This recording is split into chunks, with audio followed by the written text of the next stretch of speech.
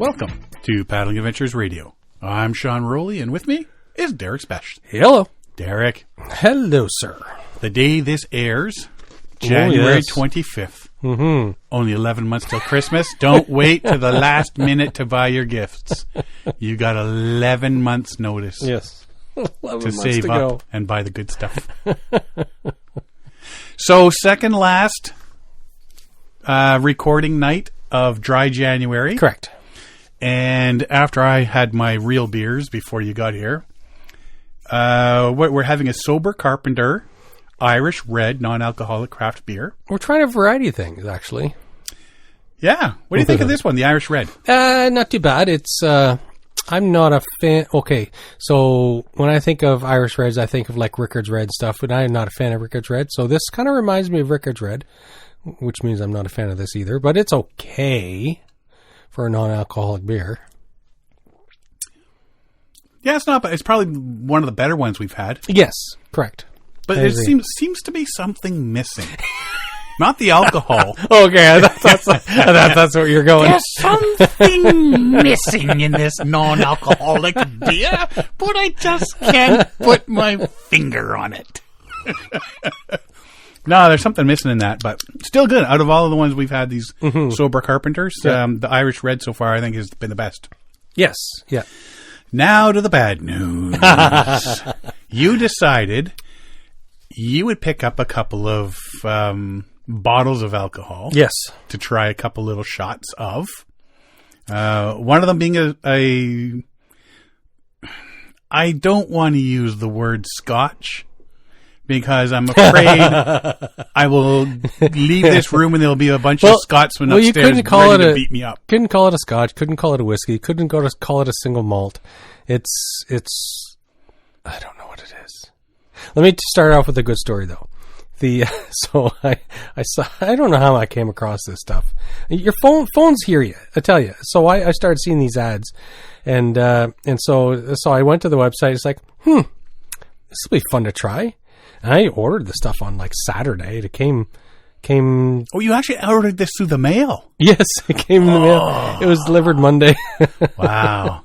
So yeah, I had ordered it in, and so when Siobhan got home from work, to get the cheap or the free shipping, I was like $10 short. So I ordered some alcohol-free gin and tonic, pina colada, and whatever cans, and plus these 2 bottles. And they're sitting on the kitchen counter when she got home, and she looks at it, she looks at me, she looks at it, she goes, "What are you doing?" And she's not getting drunk. Afterwards, she said she thought that I was like getting ready for the end of the month. She goes, "Well, February 1st is gonna be a bad night." No. I said, look at the labels. Look at the labels. So they're all alcohol free. So let's go with the first one here. You got. Yes. We did have high hopes. I know. I will admit I have never had alcohol free alcohol. But it's a Glen Otis Royale. What? Glen Dawkins? Is that a D? Yeah. Glen Dawkins. Doesn't look like a D. It looks like 2 O's. But I guess yeah, Glen Dawkins. Anyways, it's a deluxe. The something. Royale. A deluxe something, but it's 0.0%. It's supposed to be a non-alcoholic version of a Scotch, or a blended Scotch. It's actually made in Scotland. Yeah. People over in Scotland, you should be ashamed of yourselves. Absolutely. Ashamed. Shame. Yeah, we need a big bell. Shame. Shame. Yeah, so I was very disappointed. It's I had to dump mine out. I couldn't drink it. I drank mine. It was like drinking flavored water. It's cool flavored water. There was no bite. There was not even like an imitation of a Scotch taste. I was thinking of it for me. Bad apple juice. Yeah, bad apple juice. I was thinking sugar water that was filtered through a dirty ashtray. Yeah. And my comment on this is you hide it in your jacket when you're going to a friend's house. And when they leave the room, you quickly take it out of your jacket and put it in their bar. Yeah, and just leave it. And just leave it there to see how long it takes for them to realize. I was thinking that you could show up at a party and you go, just break this party open, and then you just pull the cork off this thing and just slam the whole thing back, and all the adults in the room go, "Uh-oh, it's gonna be bad now." Is this the one that was vegetarian, halal? Yes, it's gluten free. What is it? Vegetarian, vegan, halal certified, gluten free. It actually has a shelf life, but there's no alcohol in it as a preservative. Consume within 8 months of opening. I don't know if I can drink. That's going to be a long 8 months. I don't know if I can drink this in 8 months. I could probably drink that whole bottle right now. I wouldn't enjoy it, but I probably could drink it. Because it's just like bad apple juice. Yeah, I don't know if your body would... Like, there's got to be some sort of chemicals here that's not going to be good for you. Well, considering I had a whole bunch of buttered chicken for dinner, it's probably not going to end well. Not going to go down well. Anyway. So, it's a very pretty bottle and a very nice label. Yeah. And I also noticed that most alcohol bottles come in 750s. Yeah. These are both 700s. So they're smaller than normal. Oh, so they're saving you from a little bit of they're saving you from a little discomfort. bit of discomfort. But also, and I will say, because, so I said, so it had to be, for free shipping, it had to be over $100. And these two bottles were $99. So I ordered, I ordered the 4 cans of gin thing that have zero alcohol as well. It's like, what is a margarita, pina colada? There's 4 things. Whatever. And how are they? I haven't opened them. Okay. I have no idea. I'm scared to open them now. But anyway, so that brought it up over and yada yada yada. So these are not saving the alcohol. Does not save you money. No. We've already determined that, like you say, the whole concept of dry January. Oh yeah, was to save money from the holidays, right? So you're not spending all that money. Yeah. And give your system a break from all the alcohol from all the parties you supposedly go to. But December. The alcohol-free beers and stuff are almost the exact same price as regular beers, craft beers. Oh, yeah, absolutely. So you're not saving any money at all. No, you're not saving any money. No.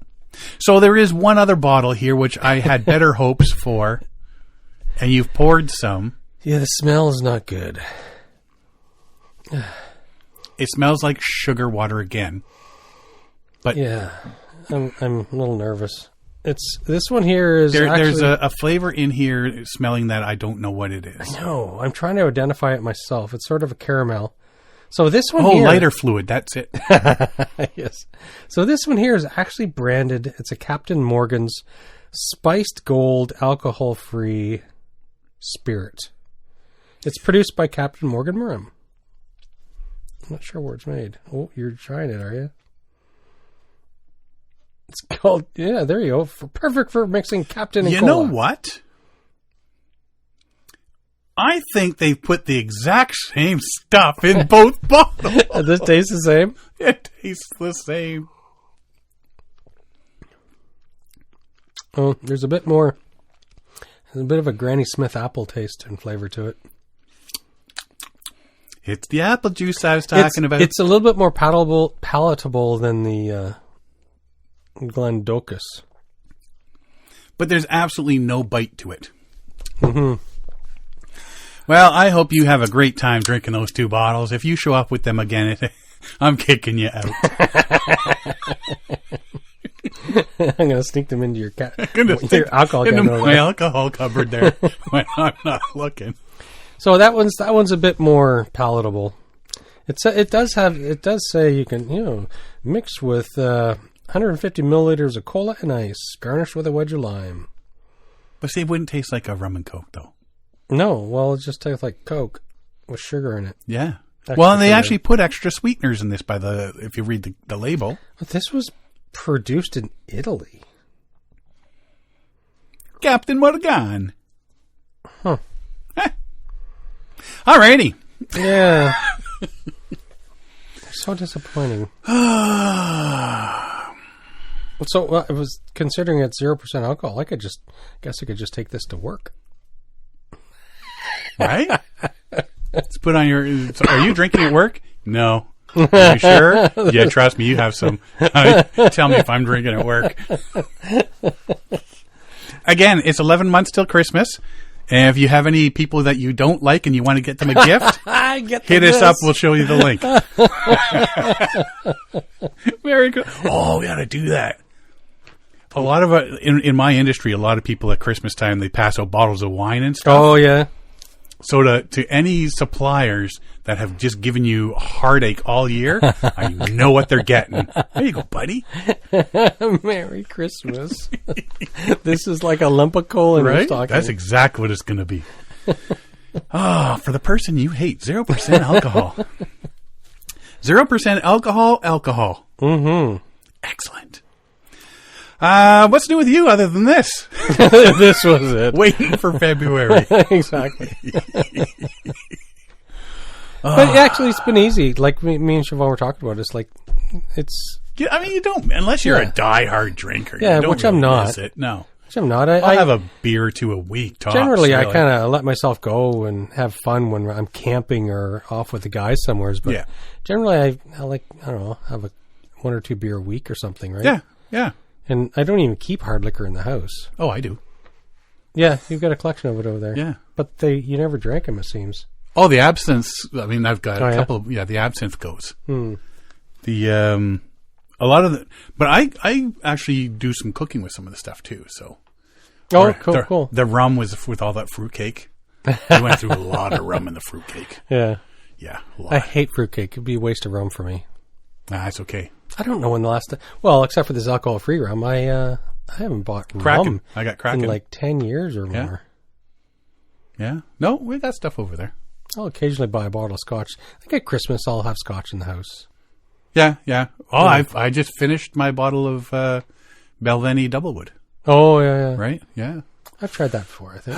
Yeah, we've had it here. One night we've had it. It's a good one. We actually took Kevin Callan a bottle of that. Ah, yes. And we drank it at his house, which I'm hoping. I was talking to Andy Baxter from Recreational Barrel Works. Yeah. If you haven't checked out his stuff, check out Recreational Barrel Works. Just Google it and check out all the stuff they have. Apparently, they got some stuff coming too. New stuff. He's got new stuff coming, yeah. Yeah, so we're not going to spill the beans on that, though. Yeah. So you didn't hear that here. But, we were up there and I was talking. Well, I was talking to him over emails, and we're sort of making plans to meet at Kevin's place and imbibe some of Kevin's. Yes. Kevin just doesn't know yet. I think Kevin Callan's out. I think he's with Tim from Canadian Outdoor Equipment. Yeah. They're winter camping right now. Yeah, I've seen him posting food and wood stove stuff. Yeah. Off having fun. If you got the time to do it, you might as well do it, right? Speaking of my May to May paddle goal of paddling at least once every month of the year. Yep. This past Saturday. Oh, yes. You did Lake Ontario. Saturday. I saw you post that. I got out for my January paddle. And we'd had planned to go a couple weeks, like 2 weekends ago. Like not this past weekend, the one before, but the winds were just horrific. Yeah. And the thing was, is it just had a nice snow. Yeah. So I figure paddling up the river would have with been the nice newly fallen snow would have been beautiful up there. But no, the winds were just howling, so that didn't happen. And now there'd be ice on the river. But or the creek. It was Sunday I went. Yeah. Was it Sunday? Yeah, it was Sunday. I don't know. Just one day just goes into another anymore. I just got so many things going. Beautiful sunny day. First thing in the morning was like minus 11 Celsius, 12 Fahrenheit. By the time we were on the water, it was minus 7 Celsius or 19 Fahrenheit. By the time we were off the water, it was minus 3 or 26. Yeah. See, at this point, 26, I prefer Fahrenheit. Do you want minus 3 Celsius or 26 Fahrenheit? Oh, I'll take the 26, please. Yeah, exactly. Rivers in our area, because we were going to go down to the Rotary Park near us and launch into the river, check out Duffin's Creek there and whatnot. Everything's now officially frozen over. Okay, yes, yeah. So, we couldn't get out on any of the rivers that are around this way. But yeah, it's a week totally changed everything from open to frozen over. Exactly. And all it took was a couple days. We had like routinely at night about -10 in Bowville and -11. Oh, yeah. But, that's changing soon. Yeah. It's supposed to start plus temperatures. Well, it was 1 degree today. Yeah. It was a nice day. What's that all about? Yeah. So we head out to a local park and just launched right into Lake Ontario. John Brower was with me again this time. We decided to take the canoes this time instead of the kayaks. Mm-hmm. So we took one canoe and water was pretty calm. It was a nice day. There was some cloud. I knew it was supposed to cloud over later in the day. And so we got out there early enough to totally enjoy the sunshine. Bit of a breeze started up on our way back, but it was almost a warmish breeze. Oh, yeah. Yeah, it wasn't cold at all. And, just paddled along the shore of Lake Ontario from Ajax towards Whitby, went out to the Lynn Shore Conservation Area, and there's an access there that you can get into the Lynn Shore marsh. Yeah.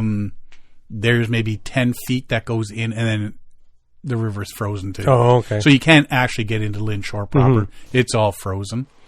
But there is, like you see out in the middle of it, there's a big pressure crack that if you could get to that, you could paddle. Oh, okay, yeah. And then you'd have to somehow stand up, turn your canoe around.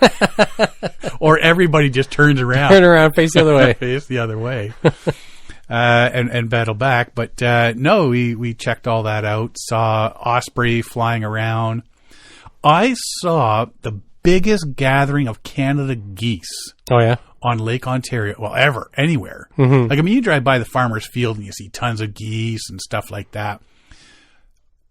There was hundreds. Mm-hmm. Like, I mean, they all took off and it was like a giant black swarm shadow of Canada and noisy. Yeah.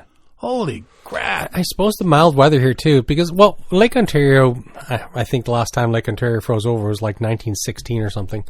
But with Lake Ontario staying open, the geese and the ducks can stay, right? Mm-hmm. And with the milder weather, more and more of them are staying. But, man, if there's a cold snap, there's going to be trouble because these animals or these waterfowl they'll be in the wrong latitude. Yep. But yeah, there was cormorants, there was some seagulls, saw 16 swans, a bunch of bafflehead ducks were there. But yeah, just the amount of Canada geese was phenomenal. Yeah. And it was a good day. All in all, couldn't have asked for a better day for a January paddle. Nice. Right? We could have asked for above zero temperatures, but yeah. But you had wetsuits or dry suits. We on, had right? the dry suits on. We had our PFDs and everything on, and John brought snacks. Nice. Cinnamon buns. Mm-hmm. Oh yeah, they were good. They were good. So out of my yearly paddle goals, I only have February, March, and April left to do. Because I've got my January to get all 12 months. To paddle at least once in all 12 months. In the same span of 1 year. Yeah. Yeah. Cool. So that's pretty cool. To talk about ducks, just to go, because I was doing stuff, and all of a sudden I found this. I think the internet totally listens to us, which is going to come back to haunt us. So we might need bail. Yes. I had to shush you a couple times. Don't say that. The phone's listening.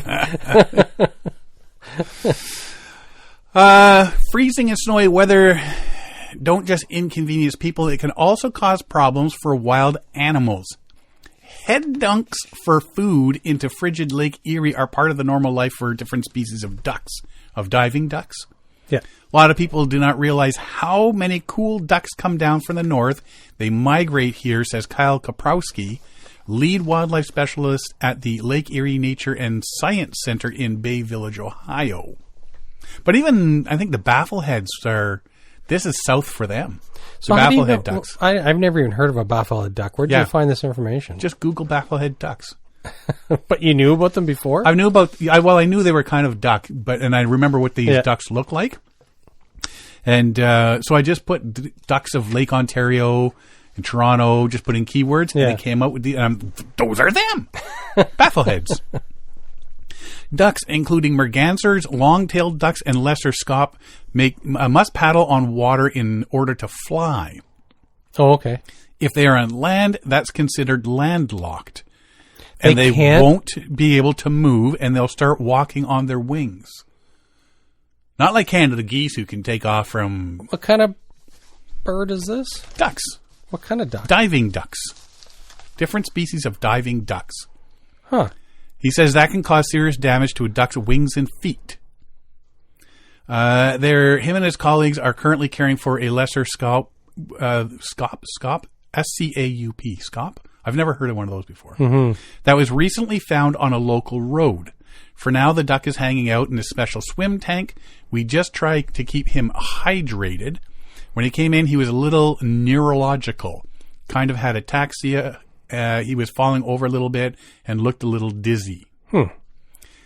Kaprowski says the duck doesn't have any serious injuries and should be able to be released soon. As long as you're here to get hydrated and stable, we can turn around and release them in an area that has open water. So they can't fly if they're on land. Yeah. That's something. Well, that's like a loon. Loons, their legs are so far back, they can't stand up. Yeah. Right? So they can't like give that little run and flap sort of thing. If you see them, they actually sort of like... Water ski for a bit. Or like you see them like a cartoon, they're running on water. And on land, they're sort of doing the little hop thingy, right? Says, how do ducks become landlocked? He says it really comes down to confusion.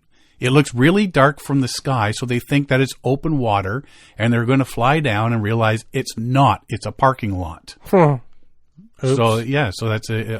that's all it takes. Ducks may also mistake a bridge or roadway for open water. Says the Lake Erie Nature and Science Center sees a handful to about 20 cases each year. Says I think it was 2014-15, an entire flock of hooded mergansers came down into a parking lot, and it was a lot of them. Another issue wildlife experts see is ducks getting stuck in ice. And I've seen that as well. Is people having to pour hot water, frozen warm water. Ice, yeah, because they're sitting there and it was wet when they went to sleep sort of thing, and then when they woke up, it was frozen. They could have been stuck in the ice for a really long time and dehydrating. A few signs to look for include squinted eyes, lethargy, ice buildup, and puffiness. Said individuals can take a towel or blanket, drape it over the duck, put it in a box. He says, do not give the duck food or water. In their area, he says, once in the hands of the team at the Lake Erie Nature and Science Center, Kaprowski said the ducks have a pretty good shot at recovery. One of the best parts of the job is being able to release the animals, he says. Lake Erie Nature and Science Center is a nonprofit that relies on grants and donations. If you see a water bird in distress, call your local wildlife or rehab center for advice and instructions. Yeah, it happens. Like I say, like you say right now, I mean, I saw so many birds there, like ducks and like waterfowl and stuff, that, I mean, I would not be surprised if we went back and saw some of them in distress. Interesting. So, some of that stuff I had never heard before. You wouldn't think of it. So, anyway, that was my my January paddle and what came of it. And now I've got concerns about ducks. I got concerned. I didn't have enough to worry about. Get your ducks in a row. Damn ducks. A couple of things that happened in December. Winona. Ah, yes. Winona Canoe of Winona, Minnesota sold its sister sea kayak company Current Designs in a two-part transaction to Sanborn Canoe Company and Canada's Kayak Distribution. I've actually got a Sanborn Canoe Company t-shirt. I remember that. Yeah. December of 2023, Winona completed the vesting of Current Design Kayak Enterprise to Sanborn Canoe. They purchased the composite division of the business, including both the domestic and Asian manufactured product lines. Canadian company Kayak Distribution acquired Current Design's rotomolding division.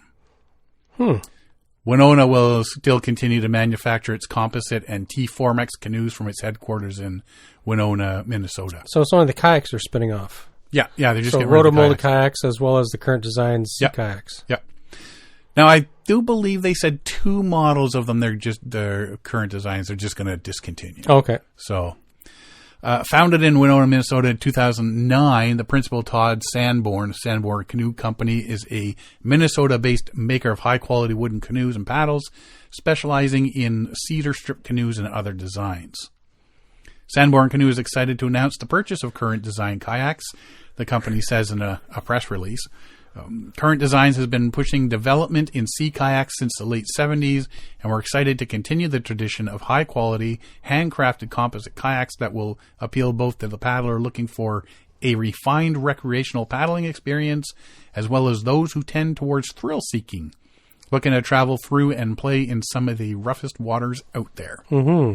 So that'd be the road molding part. Mm-hmm. For the rough water, yep. And then a lot of the current designs, like anybody you see doing sea kayaking either in the sea or on the lakes, it's a familiar design.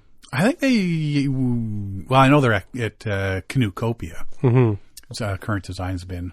I don't know if Current Designs is up at the Toronto Outdoor Adventure Show or not. Yeah, I don't know. I can't remember. I don't remember seeing them. No. Anyway, the other one is Stohlquist. Yeah, this one surprised me. So, paddle sports apparel and PFD maker Stohlquist, owned by France's Aqualung Group, is shuttering its operations with its future up in the air. According to December 2023 press release, investment banking firm Barings completed its acquisition of Stohlquist parent company, the Aqualung Group, a global leader in manufacturing diving equipment and high-performance water sports. Aqualung Group product portfolio includes an array of dive, swim, snorkel, and paddling equipment brands, including Aqualung, Apex, Omer, Aquasphere, Military Professional, U.S. Divers, and Stohlquist. With the parent company decided to exit the sporting goods category in North America, is what they're going to do. As of now, Aqualung is basically ceasing operations of Stohlquist moving forward. Ryan Lightbody of Stohlquist says, "I know that there are industry questions about the brand and interest in keeping it alive. People have been reaching out to see if it can continue, buying its IP, product inventory, and other options. But they're going to focus on Aqualung's pro diving category as well as military and professional dive lines. So I wonder if maybe they'll just eventually just say, okay, well, we'll sell off Stohlquist to somebody who wants to continue it. Because I know Stohlquist dry suits is a cheaper option than like the Coquetat and stuff like that. Yeah. That's a lot of people, and their PFDs and stuff like that. Sale sells their stuff. Yes. Yeah. Actually, I went and looked at a dry suit there before I got my Coquetat one, and they unfortunately only had like a medium size, which doesn't fit a 6'1" tall person. It surprises me because I know Stohlquist. Well, a lot of these brands, like for scuba diving, I have a lot of my gear is Aqualung and US Divers, and I know that Stohlquist is very popular for life jackets and stuff. So I'm just surprised that, like, I assume it has to do with sales, right? If you're not selling the stuff, then why keep carrying it? Yeah. Right. But I was surprised that it was not enough of a sales to keep it alive. The Aqualung Group pioneered the creation of modern diving equipment in 1943 when Jacques Cousteau teamed with Émile Gagnon to develop the first Aqualung regulator that made underwater exploration possible. Today, the brand continues to be the leader and global designer and manufacturer of dive and water sports gear for both recreational, military, and professional markets. The Aqualung Group considers the preservation of the oceans as its core purpose, which, I mean, that's full-on Jacques Cousteau, right? Mm-hmm. As a global leader, Aqualung Group has a unique responsibility in revitalizing the diving industry for younger generations. Again, if the younger generations that have the money aren't buying dry suits and, you know, and to actively contribute to the preservation and responsible exploration of the seabed. With a successful line of both high-end and recreational paddleware, PFDs, and more, Stohlquist was founded along the banks of Colorado's Arkansas River in Buena Vista in 1977 by Jim Stohlquist, with its products the result of a lifetime of hands-on paddling, entrepreneurial spirit, craftsmanship, and design experience. I think we actually talked about him a year or two ago. Oh, yeah? Yeah. It was one of the first companies designed gear specifically for paddlers, with Jim one of the few original designers still left in the industry. 2004, Stohlquist and Aqualung partnered to capitalize on the synergies each has in the personal flotation business, with Jim staying on board to steer the company via guidance on all new products. Interesting, eh? It's to see the market changing like this. It's stuff like this happens all the time. Depending on, there seems to be a lot over the last 6-7 months. Yes. So I think the market is, well, I think there's a lot of changes due to COVID and so on, right? Like there's been the companies that are out there, some of them are making it, some of them aren't. And depending on, I just thought there's enough more people in the market now, because we all heard about how everybody was buying up every single canoe and kayak possible. And there was a lot of newbies out in the woods. I don't think this is a COVID thing though. No, well, I think it's just the way global markets are changing. I wonder who is selling the most life jackets now, because if you're not buying Stohlquist, then what are you buying? Right? There's a lot of them out there still. Mm-hmm. So, anyway, I'll keep your ears open and see if any more biggies get sold off. And I mean, I'm not a biggie if they get sold to somebody. That it's like, was it Churchill Outfitters got sold to another guy who's taking it over. So it's not like it's closing down. Mm-hmm. It's just new ownership, right?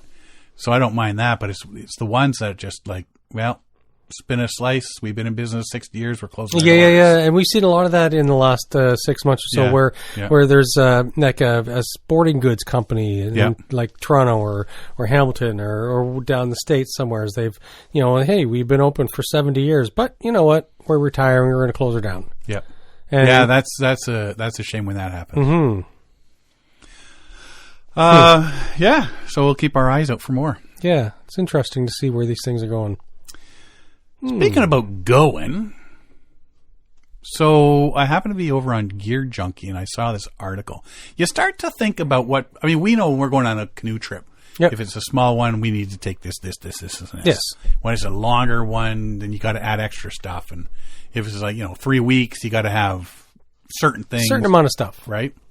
Some stuff you don't add extra.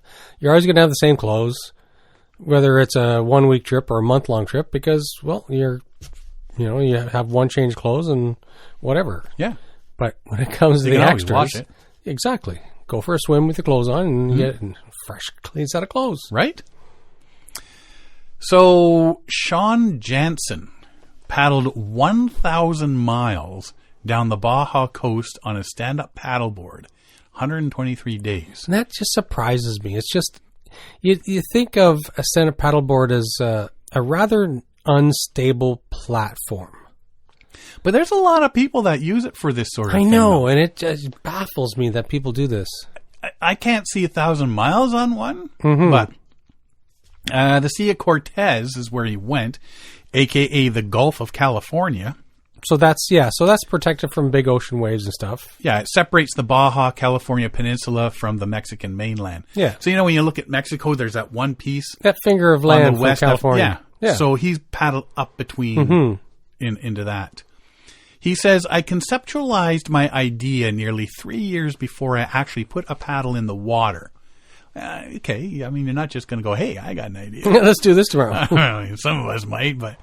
So I had speed bumps, hurdles, tragedies, and personal woes all to overcome before actually setting out on what I thought was going to be a 2-month journey. Aside from the monumental physical and mental hurdles in place to paddle 1,000 miles on a narrow, inflatable, the gear required to do so was also a head-scratcher. What gear did I use for a 123-day, 1,000-mile journey down Baja's Sea of Cortez? It took years of planning, years of working, and some generosity to find out what I need, and for it all to make its way onto my board. Whoa. And that's the big thing is, I mean, you don't want to front jam heavy and back light. Or exactly, and it's not like you have a canoe or kayak where you can just jam stuff into the hold or into the bottom of the canoe or whatever. Yeah. Everything is out on top in the open. Yep. Right? Expose the elements. So everything, you got to have a lot of waterproof packs, containers, and this, that, the other thing. So he actually did a list of gear used for anybody out there contemplating the same Baja Bound or similar journey. Now, of course, I mean, a lot of this you could take anywhere, but some of the stuff was specifically because of the weather, the sun, and the location of where he was, right? Gear I used evolved as much as the tide swung and waves broke on the trip, so take what you will from my experience and adapt accordingly.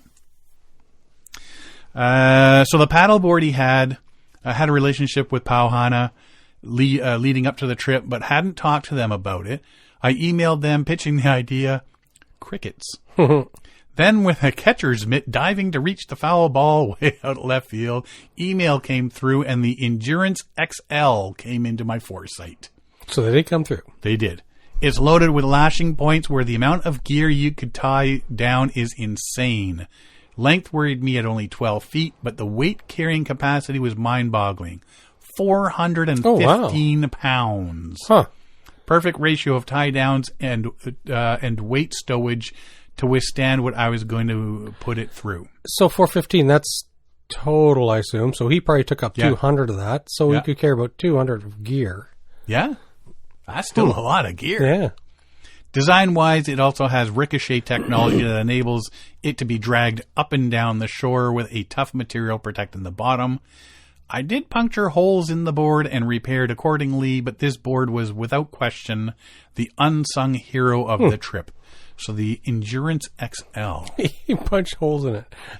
Yeah. Straps and cargo net. And this is the big thing. You got to tie everything down, right? Yeah, yeah. And see, I use cargo net over my winter camping sled. Yes. So I put everything in there and then put the cargo net over top just to hold it in place as much as possible. Pauhana sells separately a cargo net strapping system designed for the Endurance XL and a few other boards. It is a rugged and sturdy cargo net with 8 circle metal rings designed to cinch down gear to the deck of the board. Board itself has 30 threaded attachment points on the deck as well as down the rail of the board, so the gear can be strapped down in front of you while you paddle as well as behind. I use 10 of these points of contact to keep my gear stowed safely, both in front of me and behind me. I capsized in rough seas and thought that not only did I lose all my gear, but I was now in a survival situation in the middle of nowhere. But I was able to flip my board back over and saw that not only was my gear still tied into place, my cargo barely even shifted from its original position. Had it tied down well. Holy cow. Right? I trusted my life with this cargo net strapping system and would do it again. Interesting. Because that would be my big... I mean, especially if you're out doing something like that. Yes. You roll it, you've lost everything. It's not like it's, 6 feet down. Yeah. Right? He also gets into his clothes and stuff like that. For tops, sun protection was everything, so I went with Patagonia's, his new company, Patagonia's Tropic Comfort Natural UPF hoodie with natural sun protection and a hood to cover my neck and bald head. This was my daily top. Yeah, the head cover thingy is... That's important. Yeah, I have no idea what he's talking about. I watch these people right now just going out of work, just walk out of work with them big bushy heads of hair. I know, right? And I've got a toque on. Bottoms, again, sun protection was everything, and I never wore shorts while on the water. I wouldn't either. For something this long. Not that exposed, exactly, right? Yeah. So I wore REI Sahara cargo pants. They sadly do not make these anymore, but they were great, and not once did I get sunburn on my body during my paddle. And that would be the big thing paddling down there. Yeah. Right? Would be the constant exposure to the sun. And it's not just the sun, it's the reflection off the water. And so you're getting sunlight and reflected light from every angle and direction. I mean, that's why growing up, it was always make sure you put sunscreen on your face because it reflects off the water. Yeah, you might have a baseball cap on, but that light's getting in there. Right? Shoes. I never paddled barefoot because of the sun, so I needed full-toed shoes. I went with Columbia's Trail Storm H2O shoe. It's a water shoe that has a decent tread for exploring and walking the towns and landscapes. They survived over 1,000 miles of coast, and I have nothing but positive things to say about them. Gloves. For sun protection and blisters, I went with NRS boater gloves. I didn't get sunburn, but did have blisters. But given the nature of my daily paddling, I'm not sure a single glove in the market could protect against even that. Right? Sunglasses. I am irresponsible as it gets when it comes to sunglasses, but given my blue eyes, I need polarization. Luckily, Gooder makes cheap and epic sunglasses. I don't think I've ever heard of them. I never heard of them either. And they were my go-to for the trip. Cheap and epic sunglasses. So I wonder if those make the ones that I buy from the local gas station that I keep breaking. But the key thing is the polarization. I don't think you find I don't think you find much at the gas station that has proper polarization. Oh, proper. No, just throw that word in there. Get yourself some polarized glasses. Oh, proper ones? No, you're not going those here. It's the dollar store polarization glasses, right? Base layer and warm layers. For camping when the nighttime desert temperatures dip down, I brought a Patagonia R1 base layer top and bottom. Also had Patagonia's Nano Puff jacket for those chilly mornings and cooler evenings when the winds blew hard. That's the thing is people think deserts are hot all the time. Yeah. Like, up here, we're thinking, oh, the desert. Yeah. Oh, that'd be beautiful. Yeah, but it doesn't retain the heat. Yeah. Paddles. I knew to be able to paddle over 1,000 miles, I was going to need a solid paddle, not these junky and heavy aluminum ones sold at Costco. What? No. Why is he besmirching Costco? So I purchased a quick blade trifecta carbon fiber paddle. I doubled its performance for that long, but shouldn't have. It did just fine and thrived with each stroke while pushing me and all my gear from start to finish. I did have a backup paddle. Pauana's endurance paddle was always strapped to my board in case I needed it. And he didn't say he needed it, so nope. I guess the original paddle did the job. Dry bags. The Sea Line Pro Dry Pack 120 liter. I knew the dry bag I wanted for the trip. The Sea Line's 120 liter Pro Dry Pack was the first of 3. I dropped it, dragged it, slammed it down on cactus, coral, and spiny bushes. There isn't even a scratch on the material. The dry bag excelled. Look for a full review soon. Nice. And I would have to guarantee because I actually finally put it away. I've been using the same one on canoe trips for 15 years. Yeah. And it's got one little tiny hole I put in it. Is it the original one for 50? You've had it for that long? I've had it for that long. I bought it in Mech years ago. What is the ones that I use? It's the blue one. It's Eureka. Yeah, Eureka packs. Eureka ones. Yeah. I go through them like crazy. Like nope. So when they announced that they're going to stop making them, I went out and bought 2 Eureka packs. So I've got a couple spares plus the one that I've already thrown out 2. I've got one that I currently use with holes in it plus the 2 new ones that I just bought. Maybe I should have bought a Sea Line. When I get a new one, it'll be another Sea Line. Yeah. Like I've got nothing bad to say about Sea Line. What I like unless you're short. Oh yeah. Tracy can't use it because it smacks her in the back of her legs. Yeah. What I like about the Eureka ones is they may you rub holes in them by putting them in and out of the canoe, but they pack easily. They've got a big opening. They're easy to jam stuff into. Oh yeah, that's what I do with this. They're just not very hardy. Yeah, I got it. Well, and you know what? This was a case. The Sea Line bag was a case of the whole buy once, cry once. I looked at it and I think like $150, maybe $175. It was up there. Yeah, and it was 15 years ago. It took me a while to pull the trigger on that one, and I said I need something that's like this, but there's nothing else. Yeah. So I bought it, and for a long time I was like, oh, it's like a new canoe.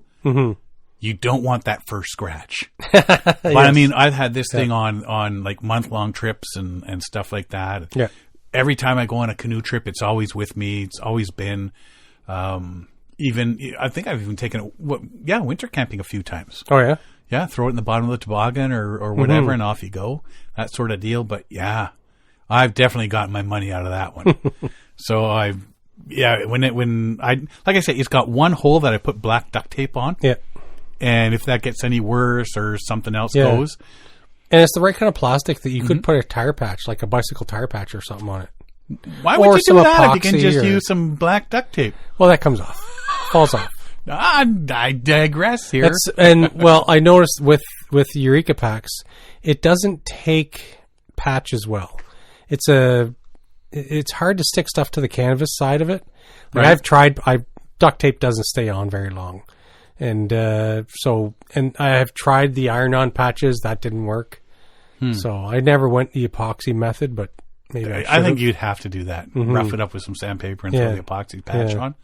I think you'd have to do that. But actually, the only other wear on it is, you put your straps, like you put your arms through the straps there, and there's a padded back piece. Okay. And lower back area is wearing out a bit. So the stitching's coming out, or just just wearing through. Oh, okay. But I mean, you would expect that. Yes, exactly. And I'm surprised how long it's taken to actually get to where but it's still got plenty of life in it. Yeah. Anyway, so that's what he took on his trip. Yeah. Mustang Survival High Water 60 liter. So another dry bag. Yeah, I went out on a limb for the remaining 2 dry packs and trusted fellow coworker and sub-editor at Gear Junkie Mary Murphy's approval on the Mustang Survival High Water 60 liter. Pro dry pack was tied to the front of my board, whereas the high water was tied down at the back. You said he got 2 of them, or just... No, just the one. It held all the essential secondhand gear and honestly took the brunt of a lot of the rough water splashed over the deck of the board. I love the drawstring and roll top closures and the amount of grab handles it offers. When it came time to quickly load or unload during rough conditions, this was the bag that I worried about the least. Now that I will say, the Eureka bag compared to the Sea Line, the Eureka has that bottom front grab handle. Okay, yeah. The Sea Line doesn't. You made your own, didn't you?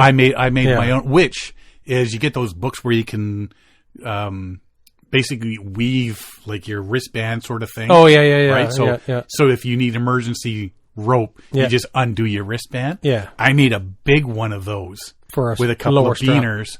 So if I ever need, I think there's 20 feet of rope or something in there, I just undo that handle, right? I made my own. An Estea to Summit Big River 13 liter. Final dry bag I used was Estea to Summit Big River. I used the 13 liter to strap down on top of the Sea Line Pro dry pack, which held all my important items, passport, wallet, drone, camera, etc. Loved the roll top design and the sturdy material. Also has side straps that were perfect to keep tied down to anything. Trusted this bag the most out of all 3, and it reminded me each day that everything was more or less fine. The big one, water. Ah, yes. He says more people have paddled the Inside Passage up along British Columbia and Alaska coast than there have been Baja Sea of Cortez. As a huge arguing point for that this winter, for that is water. There isn't a single freshwater stream that naturally flows into the sea along the coast. So you'll either have to bring water with you or find a way to turn salt water into fresh. He did both. I did both, he says. Look at that. Reliance Outdoor Jugs carried with me a minimum of 5 gallons of fresh water for each section of my trip. In between, I planned out towns and or fish camps where I could potentially buy or barter for water. I use Reliance Outdoors Aqua Stack 5-gallon jug for the bulk of my water carrying. That'd be a heavy portion to carry. Like what was 5 gallons? That would be 20 liters. Yeah. So that'd be. It's one of those blue jugs, isn't it? Yeah. Yeah. So that's a lot. That's a lot for of one weight. person. That's yeah. A liter is 1 kilo, so that's 20 kilos. That's 40 pounds of water. 45 5 pounds gallons of water. would last 3 days, tops, in 90 to 100 degree heat. The MSR Dromedary. I was also loaned a dromedary bag from a friend halfway down the peninsula. MSR's 10-liter dromedary bag accompanied me for the remainder of the trip. Nalgene. I carried with me a classic 1-liter Nalgene water bottle. It's lightweight. The plastic lid loop was perfect for me to connect to my dry pack. Katadyn Survivor 35. This is the interesting part for me. The final piece of my water puzzle was my reverse osmosis hand pump. Wasn't even going to consider this trip without one. I searched high and low to find a somewhat portable hand pump that could turn salt water into fresh and ran into dead end after dead end until I came across Katadyn's Survivor 35. These are not sold at REI. I found one on a military surplus store's website and made the excruciating purchase. It's heavy, bulky, expensive, and slow. But it saved my life a few times on the trip. Pumps about 1 liter of fresh water in a half hour, so it isn't efficient and isn't something I wanted to rely on, but I'm grateful for. You're Googling it? Yeah, trying to. You having finger problems? Must be all that alcohol you've been drinking. All that alcohol you've not been drinking. Still, 1 liter for half an hour. You know, that's something you'd be doing in the evenings or something, you'd think, right? Or sitting around camp, or I don't know if it runs by itself, that you could just set it up to run while you're paddling, or what? So I was trying to figure out what. So Cyril Derimo, when he went to Hawaii, he had a battery-powered reverse osmosis as well as a hand-powered reverse osmosis. I was trying to figure out what one he had. I don't think he ever said, did he? I don't know, because I don't remember if he said or not. The only thing I know is that his electric one broke down, and so he had to spend a lot of time hand pumping his water to get on his way to Hawaii. Yeah. So it's interesting to. I'm curious. Did he say what cost it was? No, he just said it was expensive. It would be. It would be. Yeah. It's But I mean, if you're constantly doing big trips like that, it'd be worth. Oh, absolutely. It would be worth investing in one. So, camping gear. The tent, he went with the Big Agnes, a Copper Spur HVUL1, super lightweight. Packs weigh very small, so you can save room for the rest of the heavy and bulky gear. Sleeping bag was a Pacific Crest Trail. He finished the Pacific Crest Trail in 2015, working side by side with Rabbit and Low Alpine. They gifted me their 15-degree Neutrino Pro Down sleeping bag. Bag was beyond overkill, as most nights I would sleep on top of it for how hot it was. Yeah, exactly. Sleeping pad. Sore point with me this year, or last year. I know, hey? I have popped so many air pads on the market that I've completely lost interest in them at all. Also didn't want to spend energy pumping up a pad after super long and hard day on the water. So I stayed with the Thermarest Z-Pad. Yeah, makes sense. You don't want to bring something that you just pop one hole in it and you're done. Right. So might as well have something that may be more bulky, but it's not something you have to inflate. Yeah. Gear for cooking. Stove. Jetboil Zip. It's a smaller one. I think that's the one we got Mackenzie for Christmas. Oh, yeah? Or some Mackenzie for Christmas, yeah. Last year. Not this past year, the year before. Jetboil Zip goes everywhere with me. It's fast, efficient, stows away perfectly. Also comes with a French press adapter for coffee. Oh. I know that's $15 for mine. Which has changed my backcountry game since 2015. Long are the days of instant coffee. I'll take the coffee. I'll take the instant coffee. Utensils, always with me comes a Sea to Summit Alpha Light Long Spork. That's what we use. It was perfect for reaching deep into those last few grinds of coffee and the remaining refried beans in the bag. Also bought with me the Swiss Army knife. Comes with me on every trip and was great for flicking away spiders and scorpions out of camp. Now the spork, if you're eating out of the bag, you just you know, like the freeze dried food bags. Watch out with those aluminum sporks. They will cut the bag. Oh yeah. Ask me how I know. Ask me how I know. Speaking of scorpions, you know that scorpions glow under black light? Yes. So if you're camping in the desert, carry a black light with you. And just take a peek around, Yeah. right? Yeah. Yeah, it's not something you want to see. I'd rather just know they're out there just as long as they're not on me. Electronics and accessories. Solar.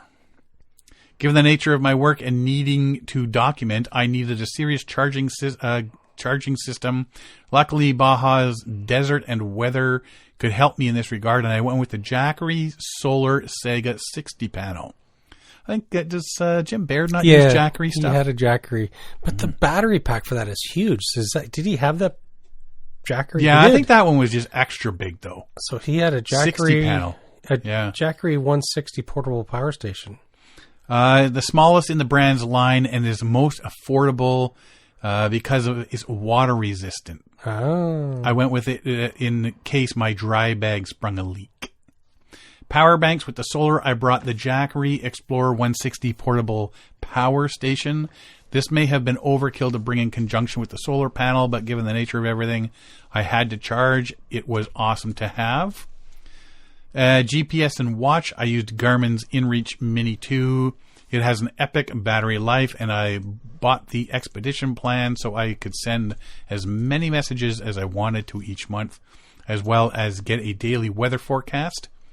Also wore the Sunoto 5 GPS watch. It was great as it tracked my mileage and calories burned. So, yeah, everybody wants those Apple Watches now and the Fitbits and stuff. Mm-hmm. Yeah. No, I haven't worn a watch on my wrist in decades. I only just started wearing one. And that's because they gave it to me for free. Best price. It was the best price. Couldn't argue with them. Headlamp. Petzl's Actic Core for its USB rechargeable capabilities. Battery life is insane. It accompanied me well during my early morning paddles. Camera. I have not updated my camera in years. I use the Sony mirrorless A6000 with a Tamron 18-200 lens. Setup works great for my needs and was USB rechargeable. Sore subject. I bought the GoPro 11 for the trip, ended up dropping it into the water, never to be seen again, but loved it when I had it. A GoPro still deserves a spot on this gear list. I know so many people that have dropped GoPros over. Yeah. A drone. I didn't want to use or buy a drone on the trip as I was solo, and shooting self-shot images for myself while I paddled seemed not just annoying but nearly impossible. But I was convinced and bought a DJI Mini 2, and I will say the shots I was able to get when the conditions allowed made it worth it. And I could USB recharge. That's the big thing, is that things got to be USB rechargeable. Yes. Given how hot the nights were, a small fan made it possible to sleep. I went with the Target, bought Holmes USB rechargeable fan. Seems like an odd and bulky thing to bring, but it saved me a few times. Food, aside from water, food was always the next big question. Given the conservancy of my fresh water, I couldn't really cook or make meal kits like most of us do in the backcountry. Most of my meals were just cold tortillas and bean and cheese burritos. I could get boring quick. That would be like a massive attack on your digestive system. You get used to it. I would pack out chips or tostadas to mix it up, but sadly, almost every meal was cold burritos. Oh, wow. 120 days of burritos. Oh. Don't bring a match near him. If I was able to stop in a town, I would pick out city-made tacos or tortas, or bring some meat cooked in foil. I thrived on peanut butter and Ritz crack. Oh, those are good. Sandwiches too, and I ate more bars than I knew what to do with. Oh man, could you imagine at the end of this trip trying to eat a proper meal? Oh yeah, your body would body would rebel. No, you fed me junk for 3 months. You must stick with junk. Miscellaneous gear. Fly rod. I bought a 10-weight fly rod and flies with hopes of catching a roosterfish. Sadly, that never happened. But I did get into a handful of other species that made it all worth it. Tripod for a lot of my self-timed shots. I needed a tripod. I brought with me a slick tripod, and it worked great under the salt water and nearly corroded it shut. I used to have a slick tripod, and that's exactly what happened because I used to take it on my canoe trips, and after a while, it just got rusty. It just got rusty, and I think one of the legs ended up breaking off. Conclusion. So that's all the gear. Yeah. That's a lot of gear. This trip gave me nightmares. The winds would haunt me at night, drove me to wake early, and paddle before the sun got too hot. As well, it enticed me in with each white sand beach and crystal clear water. That'd be worth it right there. I learned to be present and accept that Mother Nature wasn't for me or against me. She just is what she is. Accept it. Yeah. Can't do anything about it. I don't really have a pinpoint as to why I chose to attempt this trip, much less on a stand-up paddleboard. Given the nature of the amount of gear as well as the pain of having to deal with the weight and worry of fresh water in the desert, it's safe to say why I know no one, to my knowledge, has attempted to paddle this coast on the stand-up paddleboard. Now, since completing the trip, I would consider leaving a few things at home, but at the time, each played a role in helping me down the coast. I am thrilled at the opportunity to keep pushing the boundary of expedition stand-up paddleboard trips. Hope this one, along with all the gear, will help guide adventures of your own. It sounds so interesting, but I don't know that I'd want to do it. Would you do this in a canoe?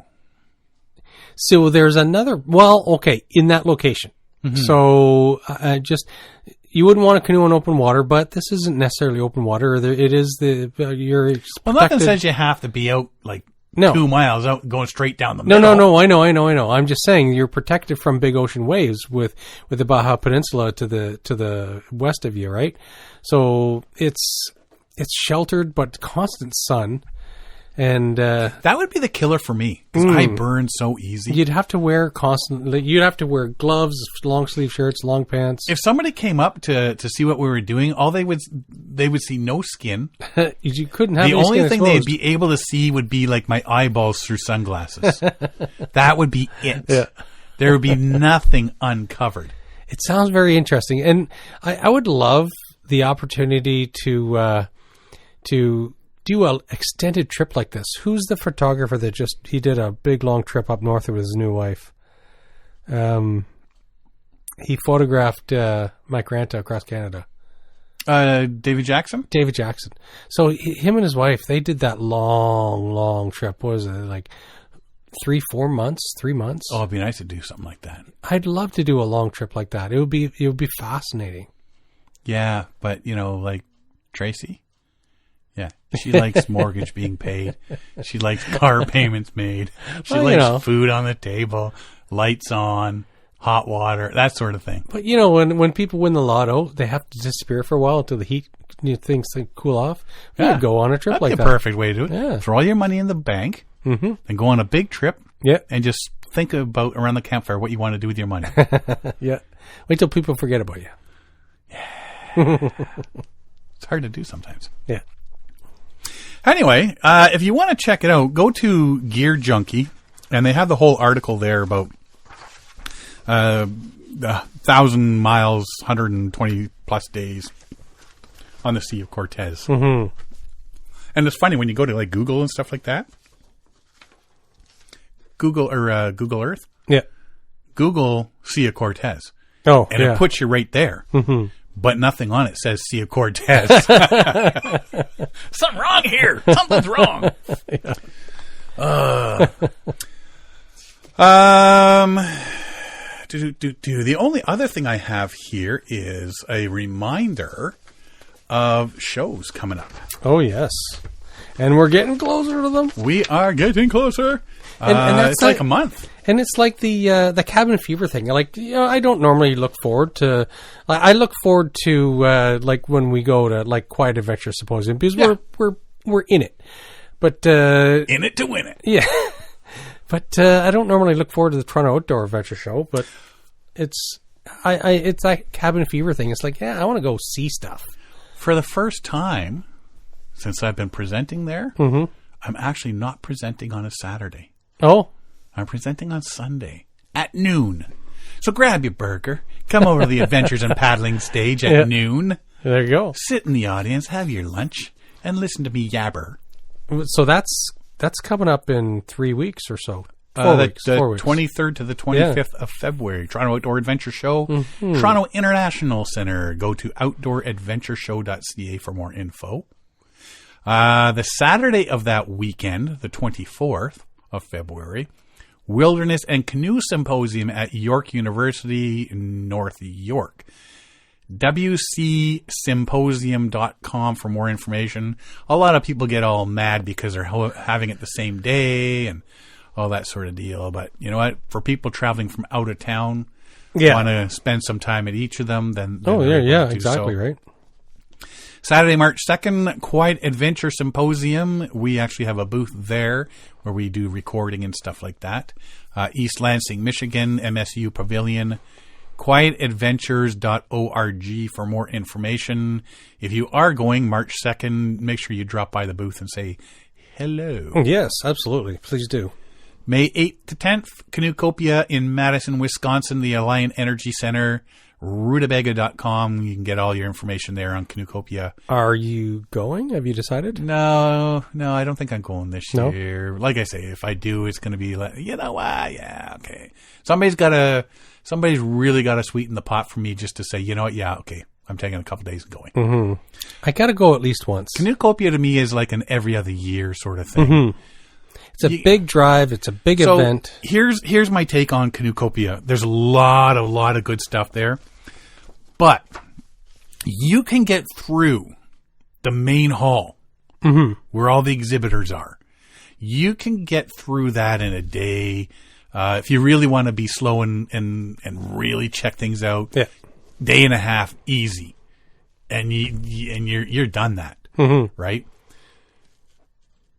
The big heart of it for me is they have so many meeting halls with all different presentations going on at the same time. Oh, yeah. Right? There is so much information. Canoecopia is more than just the, hey, let's go check out all the booths. Yeah. There are so many different talks happening at the same time for the entire 4 days? 8, 9, 3 days. Friday, Saturday. Yeah, because we always go down that's why I always think it's 4 days, because we always go down a day early. For the full 3 days that you're there are so many different presentations being given that there's times where, like the couple times I've been there, is I want to go see this one. I want to go see this one. You take the book and you just circle everything you want to see. And unfortunately, you can't see it all. You can't go to every presentation you want to, because sometimes they overlap with other ones, and sometimes there's way over at that end of the building is a presentation. Now I've got to get through 50,000 people to that end of the whole Alliant Energy Center to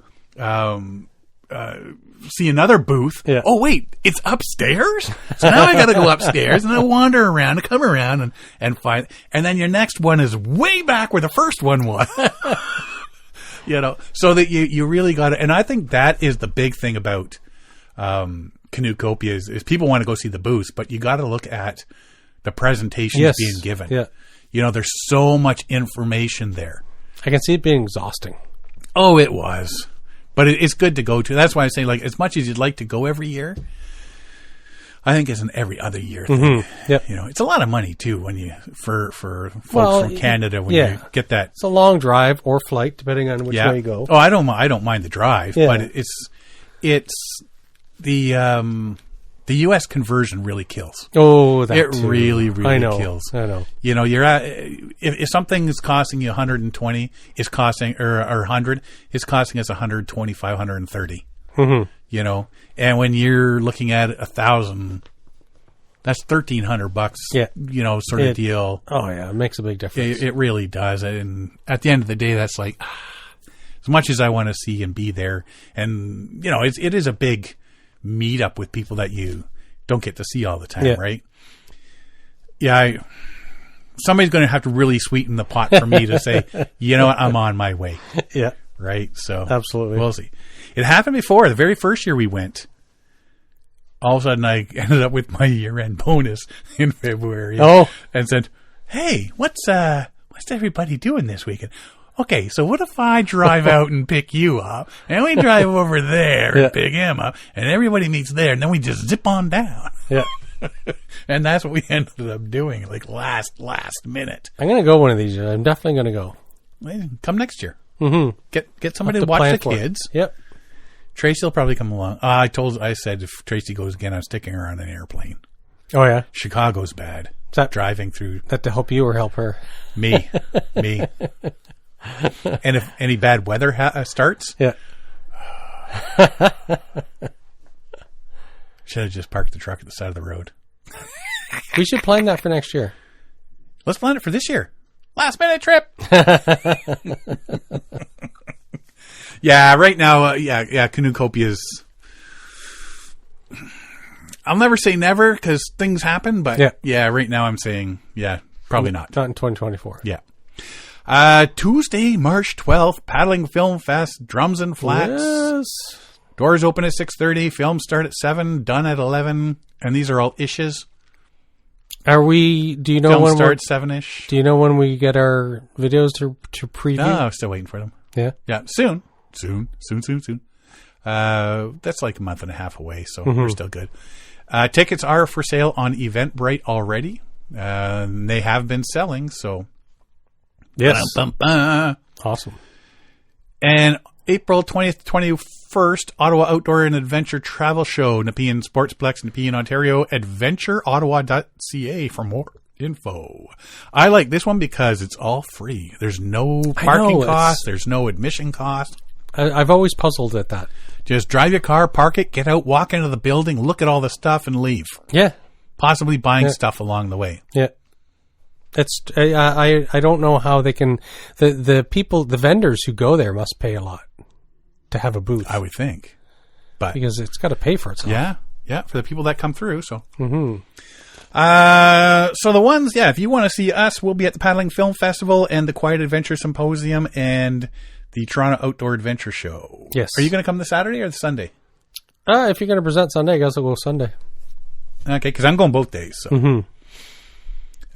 Go check everything out on Saturday, do the yabbering with people, and then Sunday do some last minute looking around and do my presentation. I think Hap Wilson's actually right after me. Oh, yeah? Yeah. So, anywho, you got anything else? I do not. Really? Remember, never bring this stuff again. Yeah, I know. Enjoy drinking it all. I know. 11 months till Christmas. Start buying your gifts now. Yeah. For all you gentlemen out there whose wives are always complaining that you always wait till the last minute, buy them now. And then when she's looking at you, what's all that? Oh, I'm just doing it early this year. Yeah. And then when you are forgetting in December that you already did this in February, you'll pull all these boxes out of your closet going, I forgot about that. I was so smart. Thank you, Sean. Yeah, exactly. Yeah. Like that's going to happen. Why do today what you can put off and do tomorrow? That's what I always say. Oh, all right. And only one dry January day recording session left. Correct. And I think we only have 2 beers left in there too. In the fridge. Yeah. I'll have to bring some new stuff. Not alcoholic. Yeah. No.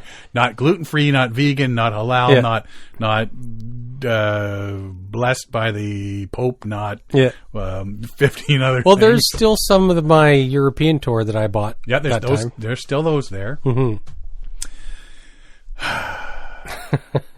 And we're having chocolate milk next week. There you go. I'm just drinking chocolate milk. I like chocolate milk. I still drink it. It's funny because when we grew up, a lot of British food, right? Because it's our background sort of thing. And so, we did the roast beefs and the mashed potatoes, like everything. Mm-hmm. We're not Irish, but you swear we were. And everybody, you drank your glass of milk with dinner. Yeah. There was no pop or anything like that. Or growing up, we always had your glass of milk. Strawberry Quick. See, chocolate milk and stuff like that, and quick, and that was breakfast thing.